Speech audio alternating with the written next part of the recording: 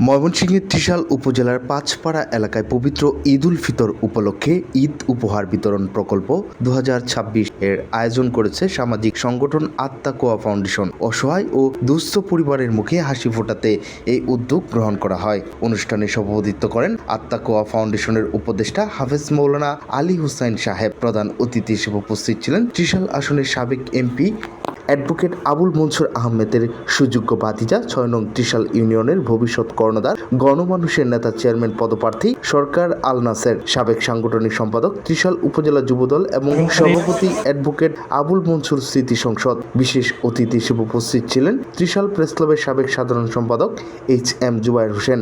অনুষ্ঠানটি সঞ্চালনা করেন আত্মাকোয়া ফাউন্ডেশনের সভাপতি হাফেজ বজলুর রশিদ। আয়োজকরা জানান, সমাজের বিত্তবানদের সহযোগিতায় অসহায় পরিবারগুলোর পাশে দাঁড়ানো এই উদ্যোগ ভবিষ্যতেও অব্যাহত থাকবে। তারা আশা প্রকাশ করেন, সকলের সম্মিলিত প্রচেষ্টায় একটি পরিবার হলেও যেন ঈদের আনন্দ থেকে বঞ্চিত না হয়। অনুষ্ঠানের মাধ্যমে অসংখ্য দরিদ্র পরিবারের মাঝে ঈদ উপহার সামগ্রী বিতরণ করা হয়, যা তাদের ঈদের আনন্দকে আরও অর্থবহ করে তুলেছে।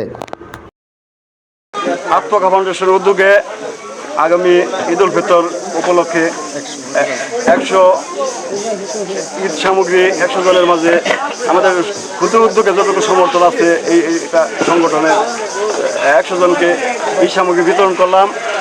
এটা আমরা সকলেই এই আত্মাকোয়া ফাউন্ডেশনের সকল সদস্য মিলে সকলে আত্মাকোয়া ফাউন্ডেশন কর্তৃক আজকের ঈদ সামগ্রী বিতরণ 2026 উপলক্ষে আজকের মহৎ অনুষ্ঠানে আমরা ইতিমধ্যে ত্রাণ সামগ্রী বিতরণ এবং শেষ করলাম। আপনারা নিশ্চয়ই অবগত আছেন যে আমাদের অত্র এলাকায় এই আত্মাকোয়া ফাউন্ডেশন একটি অরাজনৈতিক প্রতিষ্ঠান এবং এটা একটি আমাদের সামাজিক ও সমৃদ্ধি আমাদের বৃদ্ধি চায়। 2019 সালে আমাদের ওলামায়ে কেরাম সকলে সম্মিলিতভাবে আত্মাকোয়া ফাউন্ডেশন নামে একটি অরাজনৈতিক সংগঠন তৈরি করা হয়েছে। এই সংগঠনের বিভিন্ন উদ্যোগ বিভিন্ন সময় আপনারা দেখে থাকেন।